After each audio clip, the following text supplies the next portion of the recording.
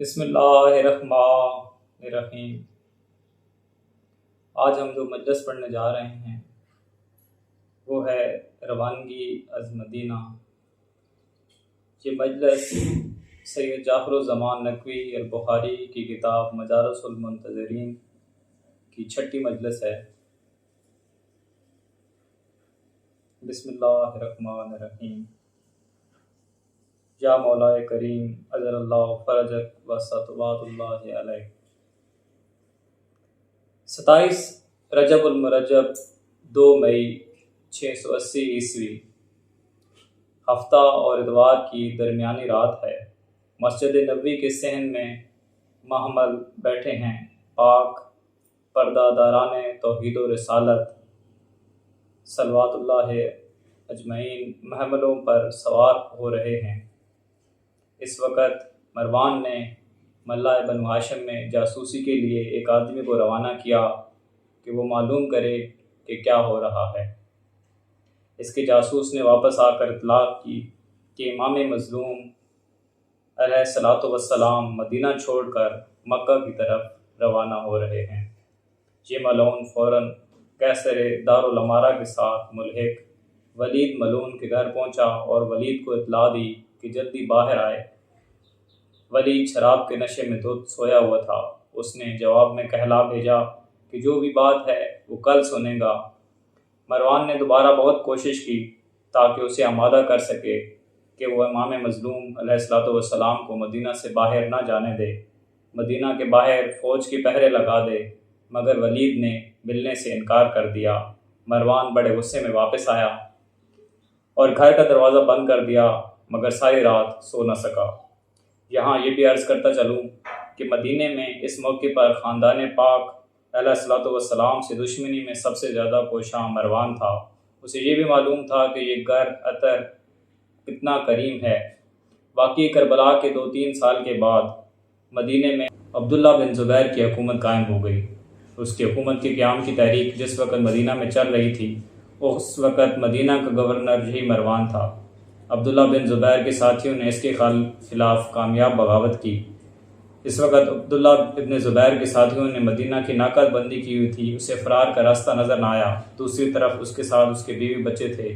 اس کی بیوی تیسرے خلیفہ کی بیٹی یعنی عائشہ بنت عثمان، اس کی اولاد بھی اس کے ساتھ تھی۔ جب اسے کوئی راستہ نظر نہ آیا تو یہ جناب سجاد علیہ الصلاۃ والسلام کے در پر آیا اور کانپتی ہوئی عرض کی کہ آپ کی ذات کریم ہے، اس وقت میری جان اور عزت و ناموس کو شدید خطرہ لاحق ہے، آپ مجھے اپنی حفاظت میں لے لیں۔ امام زین العابدین سید الصابرین علیہ الصلاۃ والسلام نے فرمایا، تو امان لینے آیا ہے تو بے شک آ، یہ تو اللہ کا گھر ہے، جس کا دل چاہے کسی خوف دنیا سے امان ملے وہ بھی مل سکتی ہے، عذاب جہنم سے کوئی امان چاہے تو بھی اس در کے سوا کہیں نہیں ملتی۔ یہ ملعون اپنے بیوی بچوں کے ساتھ پاک گھر کی امان میں رہا۔ یہ خود تو 2-4 روز کے بعد خفیہ کے طور پر طائف نکل گیا، مگر اس کی بیوی بچے پاک گھر میں 3 ماہ تک مہمان رہے۔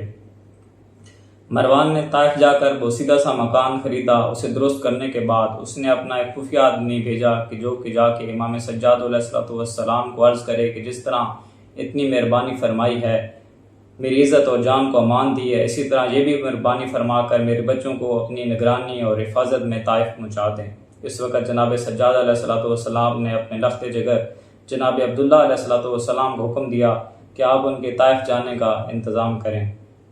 آپ نے خود بھی ان کے ساتھ جانا ہے، انہیں بحفاظت اس کے سپرد کر کے واپس آنا ہے۔ اس وقت جناب عبداللہ جو جناب امام محمد باقر علیہ الصلاۃ والسلام کے چھوٹے بھائی تھے، انہوں نے مروان کے اہل و عیال کو محملوں پر سوار کرا کے طائف تک بحفاظت پہنچایا۔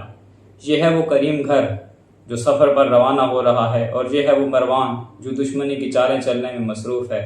صبح کے وقت یہ پھر ولید کے پاس گیا اور اس نے کہا کہ تم نے رات لاپرواہی کی اور مجھے ملنے تک نہیں دیا، اور تیری غفلت کی وجہ سے امام مظلوم علیہ الصلاۃ والسلام مدینہ سے مکہ کی طرف روانہ ہو گئے ہیں۔ ولید نے جواب دیا، اللہ کا احسان ہے کہ اس نے مجھے امام مظلوم علیہ الصلاۃ والسلام کے خون میں ہاتھ رنگین کرنے سے بچا لیا، ورنہ میں کل ان کے جد عطر سے شفاعت کیسے طلب کرتا۔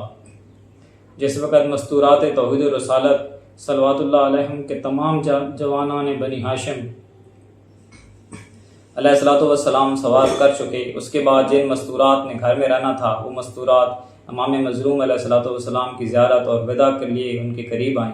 سب سے پہلے پاک نانی سلام اللہ علیہ نے اپنے لال کو سینے سے لگایا، پھر پاک مائیں ام العباس علیہ الصلوۃ والسلام نے آ کر پیشانی پر بوسہ دیا۔ اس طرح باقی مستورات صلوات اللہ علیہم نے وداع کیا۔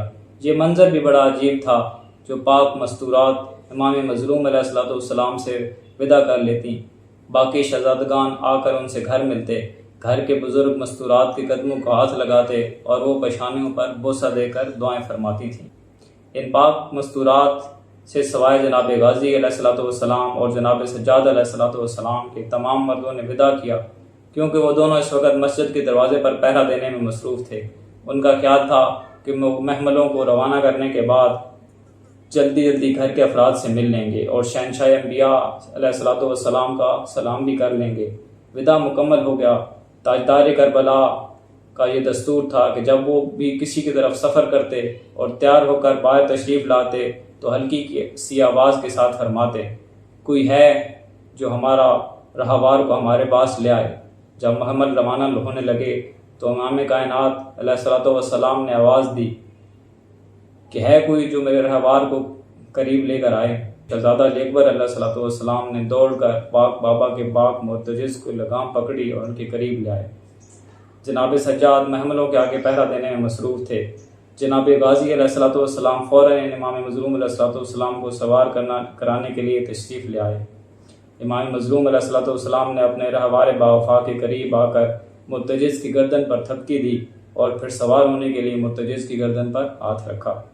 آداب شاہی یہ ہوتے ہیں کہ جب کوئی شہنشاہ رکاب میں پاؤں ڈالنے کا ارادہ کرتا ہے تو کوئی نہ کوئی بڑھ کر قدموں میں رکاب پیش کرتا تھا اور رکاب میں پاؤں کو بھی درست کرتا۔ دوسرا غلام بڑھ کر پوچھ میں ہاتھ ڈالتا تھا، کیونکہ اگر گھوڑے کی کمر کی پیٹی تھوڑی سی بھی ڈھیلی ہو تو رکاب پر وزن آنے سے ذہن قدموں کی طرف چپ جاتی ہے، اس لیے احتیاطاً غلام آ کر کوچ کو دوسری طرف کھینچ کر کھڑا ہو جاتا تھا۔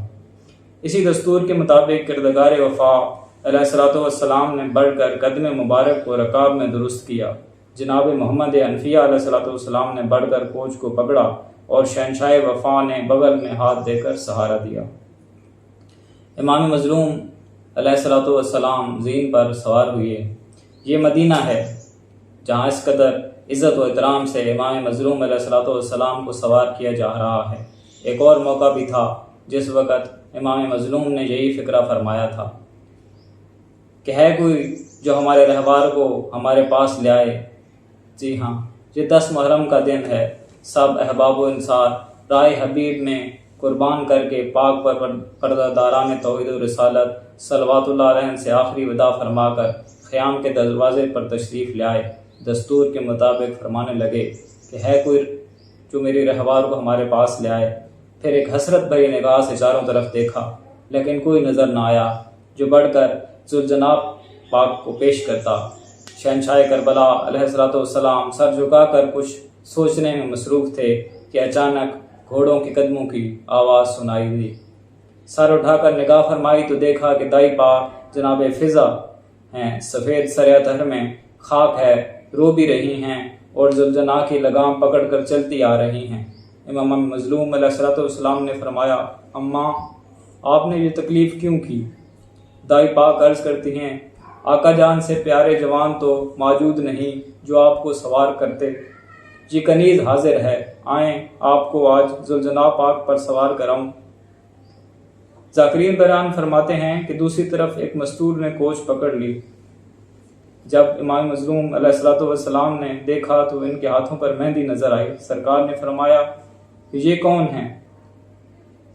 دوسری طرف سے آواز آئی کہ بابا مجھے نہیں پہچانا، میں آپ کی ایک شب کی نوبیتا اور اس وقت کی بیوہ بیٹی ہوں، اپنے سر تاج کی جگہ آپ کو ذوالجناح پر سوار کرانے آئی ہوں۔ مدینہ میں جب امام مظلوم علیہ الصلوۃ والسلام زین پر سوار ہو چکے تو اپنے رہوار کی لگام پکڑی اور مرتجز چل پڑا۔ اس وقت شہنشاہ وفا نے آ کر نانی پاک علیہ الصلوۃ والسلام کے قدموں پر ہاتھ رکھا، انہوں نے پیشانی پہ بوسہ دیا، باقی مستورات صلوات اللہ علیہ سے اسبِ مراتب وداع کیا، مگر اس وقت شہنشاہ وفا نے استفانیہ نگاہوں سے چاروں طرف دیکھا جیسے کسی کو تلاش کر رہے ہوں، مگر ان کی نظریں تمام مستورات کا طواف عقیدت کر کے واپس آئیں۔ ان کی پیشانی انور پر متفکرانہ شکل نمودار ہوئی اور سوچنے لگے کہ یہ کس طرح ممکن ہے کہ ہماری پاک ماں ہمیں ودا کرنے کے لیے رکی ہی نہیں۔ پھر سوچا کہ انہوں نے ابھی پاک شہزادوں کو مبسط کیا ہے، ان کے دل پر بڑا اثر ہوگا، وہ روتے ہوئے واپس گھر تشریف لے گئی ہوں گی، آخر ان کی ضعیفی بھی تھی، یہ صدمہ تو کسی جوان کے لیے بھی ناقابل برداشت ہے۔ چلو پہلے شہنشاہ انبیاء علیہ السلام سے ودا ہو لیں، پھر پاک ماں کو تلاش کریں گے۔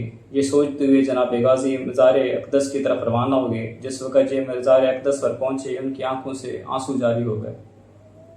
جناب غازی علیہ السلام نے مزار اطہر پر زیارت کے لیے دونوں ہاتھ رکھے تھے کہ عین اس وقت دو ہاتھ ان کے ہاتھوں پر آئے۔ انہوں نے سر اٹھا کر دیکھا کہ پاک ماں صلوات اللہ علیہا تشریف لے آئیں۔ انہوں نے اپنے دونوں ہاتھوں سے ان کے ہاتھ پکڑے۔ جناب غازی پاک حیرت زدہ نظر سے دیکھ کر عرض کرتے ہیں کہ اماں جان آپ یہاں کیوں آئی ہیں؟ پاک بی بی رو کے فرماتی ہیں میرے لال یہ مقام بھی دیکھ، ماں کی ضعیفی بھی دیکھ، مجھے یقین دہانی کرا کہ میرے لال میں نے آپ کو یہاں پہ چند وصیتیں کرنی ہیں، یہ وصیتیں غور سے سن لیں۔ ملکہ وفا بی بی صلوات اللہ علیہا کردگار وفا علیہ السلام کا ہاتھ پکڑ فرماتی ہیں میرے لال مجھے اس کریم کی مزار پر ہاتھ رکھ کر یقین دہانی کرا دو، تمہاری زندگی میں میری معظمہ کونین کی پاک بیٹیاں ہمیشہ باپردہ رہیں گی، کسی بھی دکھ یا مصیبت میں تم کریم کربلا کا ساتھ نہیں چھوڑو گے۔ میرے لال مجھے اپنی تربیت پر ناز ہے، اپنی گود پر ناز ہے، اپنے دودھ پر ناز ہے، مگر معاملہ ایسا نازک ہے کہ مجھے تم سے قسم لینی پڑ رہی ہے، کیونکہ تمہارے ساتھ رسول پاک صلی اللہ علیہ وآلہ وسلم کی پاک بیٹیاں سفر پر جا رہی ہیں اور زمانہ دشمن ہے۔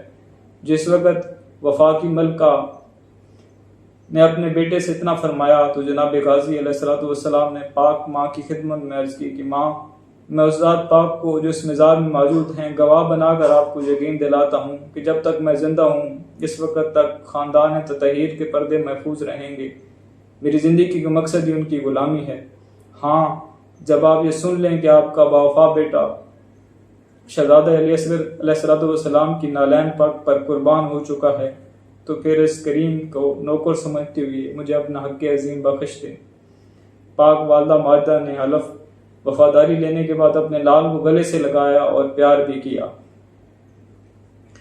تمام مومنین مل کر دعا کریں کہ اب تو سلطان وفا کے گھر پر ڈھائے گئے ظلم کے بدلے لینے کا موقع ملے، ان کے دل کے تمام ارمان پورے ہوں اور ان کی ابدو خوشیاں نصیب ہوں، ان کی ہر حسرت پوری ہو، مدینہ سے کربلا تک ان کی ہر حسرت تشنہ تکمیل رہی تھی، اب ان کے زخمی دل کی تسکین ہو، آمین یا رب العالمین۔ اللہم صلی علی محمد و آل محمد وعجل فرج آل محمد وصلوات اللہ علیہ وعلی آلہ اجمعین۔